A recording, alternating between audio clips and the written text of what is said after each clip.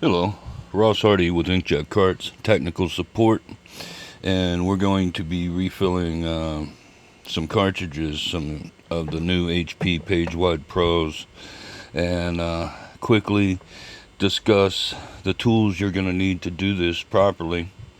There's a lot of different techniques out there, including refilling through the nozzles, and I highly do not recommend that. So the tools you're going to need, of course, are some cartridges that should be pulled from the printer before the chips are reported as empty.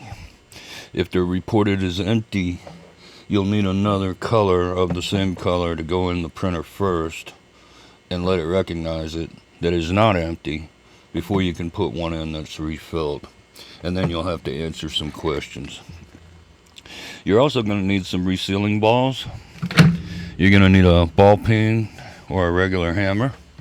And most importantly, you're going to need a blunt tip drip pin, exactly 1/8 inch.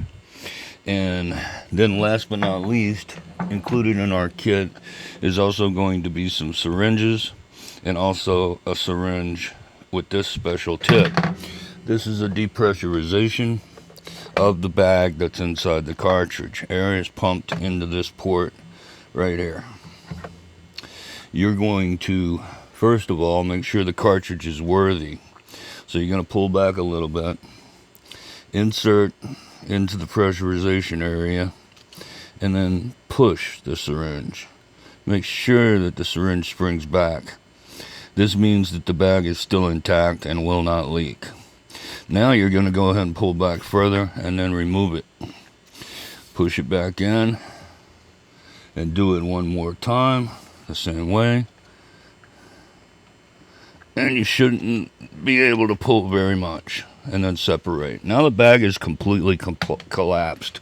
If we leave that bag expanded inside the cartridge, it will not hold full capacity of the ink that we're going to put in it. We're going to get it on a solid surface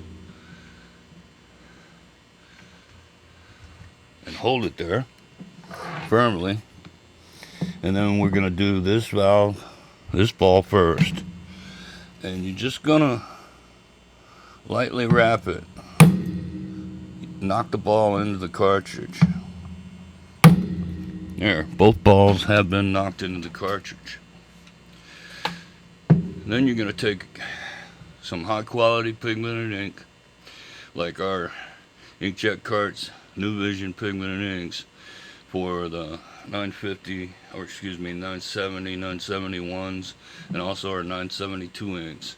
And you're going to insert into both of these areas where you mark the ball out. Now I'm not going to do this on camera because I'm using a squeeze bottle. If you do use the syringe and the long needle, do so carefully.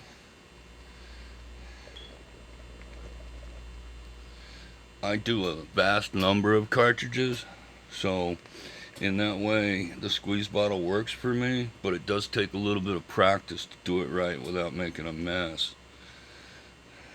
And when you're doing it every day, that's easy, but when you don't do it every day, it can be messy with the squeeze bottle. You can make a huge mess.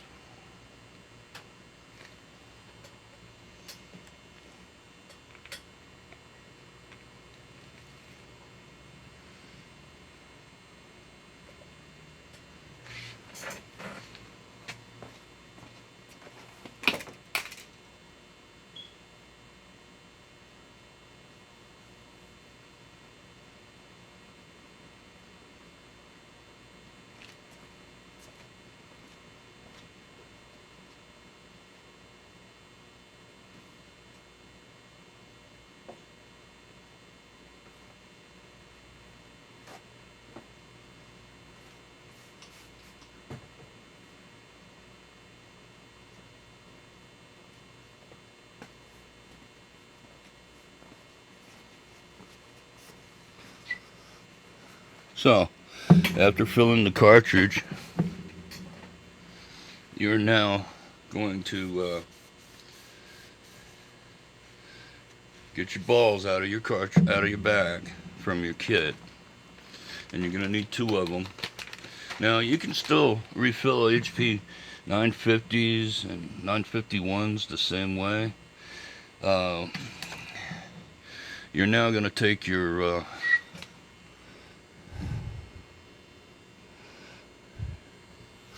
drip pen, and now without a hammer, you're just going to push it in until it seats.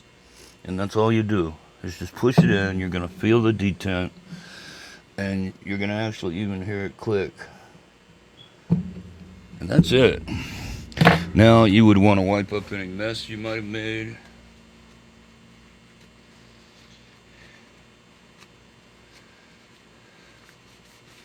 Especially on the chip area.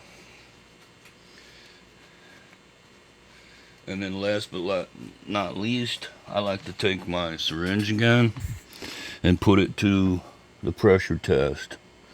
Stick it into the cartridge air valve and push in and make sure it springs back. If you're feeling along the side of the cartridge, you can even feel the cartridge expand a little bit. And that's it. Now, when you install the cartridge, it'll tell you it's a previous used HP original cartridge, and it'll accept it. HP printers work off of pressure and not the chip. The chip is kind of like a secondary function. Ink pressure is primary. And that's all there is to refilling these cartridges. The reasons you do not want to do it through the valve is once there's actually a collar around here, it makes it very difficult to do it. It's very messy. Without having the balls knocked out, you're going to be fighting air issues. If you do get a good tip and whittle it down to where it goes in there and pushes, you can separate the valve and it can actually come out on you, the spring and the check valve.